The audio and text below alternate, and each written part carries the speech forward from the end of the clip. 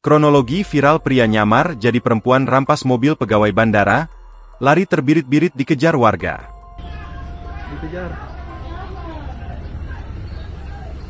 Seorang lelaki diamankan di area jalur masuk Bandara Sultan Hasanuddin, Rabu, 10 September 2025. Ia diamankan usai diduga mencoba merampas mobil milik seorang pegawai otoritas bandara.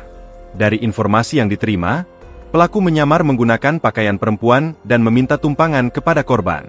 Namun setelah diberi tumpangan, pelaku langsung mencekik korban dan berusaha mengambil alih mobil yang dikemudikan korban.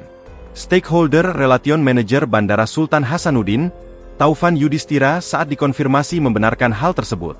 Ia menyebutkan kendaraan saat ini sedang dilakukan proses derek untuk dibawa ke kepolisian sektor bandara. Kapolsek Bandara Sultan Hasanuddin, Ibtu Asri Arif, turut menjelaskan kejadian ini bermula saat pelaku yang menyamar menggunakan pakaian perempuan dengan kerudung, meminta tumpangan kepada korban, Desi Pramitha. Saat itu korban hendak menuju kantornya di dalam kompleks bandara menggunakan mobil Pajero Sport putih, bebernya. Pelaku kemudian naik di kursi penumpang belakang mobil korban. Namun, ketika berada di gerbang tol masuk bandara, pelaku meminta korban memutar balik arah.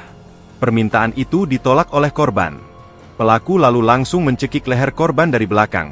Sebutnya, korban yang panik langsung keluar dari mobil dan meminta pertolongan warga sekitar. Melihat korban turun, pelaku lantas mengambil alih kemudi mobil dan melajukannya ke arah kawasan bandara. Ia menuturkan pihaknya belum bisa memastikan identitas korban. Hingga saat ini, pelaku masih diamankan di Mapolsek Bandara untuk menjalani pemeriksaan lebih lanjut. Download Tribun X sekarang. Menghadirkan lokal menjadi Indonesia.